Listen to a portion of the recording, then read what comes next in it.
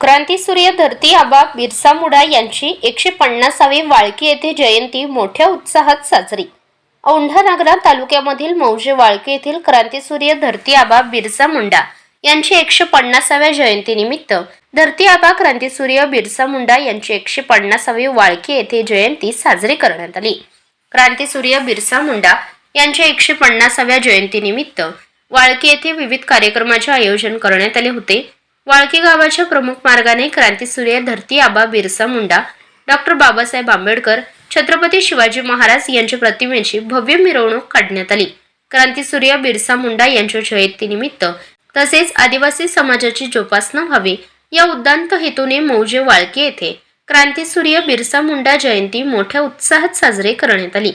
मौजे वाळकी येथे धरती आबा क्रांतीसूर्य बिरसा मुंडा जयंती साजरी करण्याकरिता औंढा नागनाथ तालुक्यामधील आदिवासी समाज बांधव मोठ्या संख्येने सहभागी होऊन वाळकी येथे आदिवासी समाज बांधवांनी मोठ्या उत्साहात जयंती साजरी करीत क्रांतीसूर्य धरती आबा बिरसा मुंडा यांच्या जयंतीनिमित्त प्रमुख उपस्थित मान्यवर कळमनुरी विधानसभा मतदारसंघाचे माजी आमदार संतोष टारफे, जलाल दभा गावचे सरपंच सुदाम खोकले, जलाल दाभा सर्कलचे सर्कल प्रमुख पांडुरंग मेटकर, अनंता धनवे, राजकुमार कराळे, नामदेव कराळे, शिवाजी धनवे, सुभाष काळे, विष्णू धनवे, प्रल्हाद मुकाडे आदी उपस्थित मान्यवर आदिवासी समाज बांधवांनी क्रांतीसूर्य धरती आबा बिरसा मुंडा यांच्या जीवनचरित्रावर मोलाचे मार्गदर्शन केले। मौजे वाळकी येथे क्रांतीसूर्य धरती आबा बिरसा मुंडा यांची जयंती समस्त आदिवासी मित्रमंडळ, शेतकरी, कामगार वर्ग, कर्मचारी, नागरिक, महिला यांच्या वतीने मोठ्या उत्साहात क्रांतीसूर्य धरती आबा बिरसा मुंडा यांची 150वी जयंती मोठ्या उत्साहात साजरी करण्यात आली। समृद्धी न्यूज मराठीसाठी श्रमिक मुळे औढा नागनाथ। एक सांगायचंय, विद्यार्थ्यांसाठी लढणं सोपी गोष्ट नाही। विद्यार्थी कोणाचे पैसे भेटत नसतील, कोणा मुलावर अन्याय होत असेल, कोणाचे आरक्षण मध्ये काढत असतील, आरक्षणचा जर मोर्चा असेल, लक्षात घ्या आपण लाखोच्या संख्येने जमा झालेले, ती तुमची ताकद आहे, तुमची ताकद। तुम्ही जर इतरत्र गेले तर स्वतः लेकरू बाजूला पडत, लक्षात घ्या। तुम्हाला सांगतो मी, एवढा संघटनेमध्ये पाठबळ आहे। एखादा जर संघटनेच्या विरोधात जर गेला काही होत नाही, परंतु त्याच्या करोडोच्या जर विरोधात संघटना केली तर 100% त्याला उकडून फेकल्याशिवाय राहणार नाही, लक्षात घ्या। हे संघटनेचं पाठबळ आहे, संघटनेचं।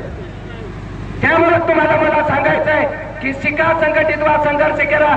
संघटनेशिवाय कुठल्याही समाजाला न्याय मिळणार नाही, न्याय मिळणार नाही, लक्षात घ्या।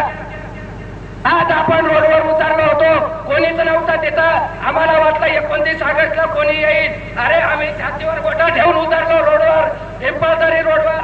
आमचे साहेब प्रमुखाडे होते, सोयाबीन कापायला तर ते जाऊ लागले साहेब। 4-5 ऑटो घेऊन आमच्या खाण्याचा खांदा लावून हजारो जण समुदाय उतरला होता पिंपळदरीला। साहेब प्रमुखाडे समाजचे आहेत, महिला आमच्या समाजचे आहेत, आणि काही जण गाड्या घेऊन दुसरीकडे जात होते। आम्हाला परवा नाही, आमच्या नेत्यानं आम्हाला एकच शिकवलेलं आहे, अरे समाजासाठी छातीवर गोटा ठेवून उतरा, समाजासाठी भलं करा, तरच आपला समाज सुधारला जाईल, तरच आपल्याला स्वतः काहीतरी फळ मिळेल, लक्षात घ्या। आम्हाला शिका, संघटित व्हा, हे योगदान आम्हाला मोठं आहे। बिरसा मुंडाने शिकवलेलं आहे आम्हाला। आम्ही आमच्या विरोधात येणार नाही, आमच्या माणसाच्या विरोधात येणार नाही। आम्हाला लढा म्हणले 100% लढू। आज कुठला आरक्षणचा असो किंवा एखाद्या मोर्चाचा असो किंवा एखाद्या लेकरावर अन्याय झाला असेल, कोणाची शिष्यवृत्ती मिळत नसेल किंवा बोगस कोणी घुसत असतील, तर आम्ही 100% आमच्या नेत्याला आम्हाला सांगायचं, आम्ही 100% रोडवर उतरल्याशिवाय राहणार नाही या चिल्ल्या मेल्यासाठी। आणि मायबावल्याला मला एकच सांगायचंय, आपल्या लेकरू शिकवा, आपल्या लेकरू घडवा, मोठं झालं पाहिजे। जसं आपण बर्थडे साजरा करतो वाढदिवस, तसंच आपण त्याला मोठं करून, तुम्हाला सांगतो मी, आपल्याला त्याला एक नोकरी मिळाली पाहिजे, असा आनंद आपला झाला पाहिजे। आणि विद्यार्थ्यांना मला एक सांगायचंय, फाटका तुटका असला तरी आई वडील चालतात, परंतु विद्यार्थ्याचं काम आहे आपण कॉलर वर टाईट करून विद्यार्थिनीला सांगतो, आपल्या मायबापाची कॉलर टाईट झाली पाहिजे, आपण एखादी नोकरी पटकावलीच पाहिजे। हे मला वाळकी वालीवासियांना सांगायचंय। कारण नोकरी हे फक्त पुस्तक वाचल्यान होते, नारळ फोडल्यान होत नाही, लक्षात घ्या। डोकं कुठेही आपटायचं नाही, फक्त पुस्तकामध्ये डोकं आपटा, 100% साहेब झाल्याशिवाय राहणार नाही, लक्षात घ्या।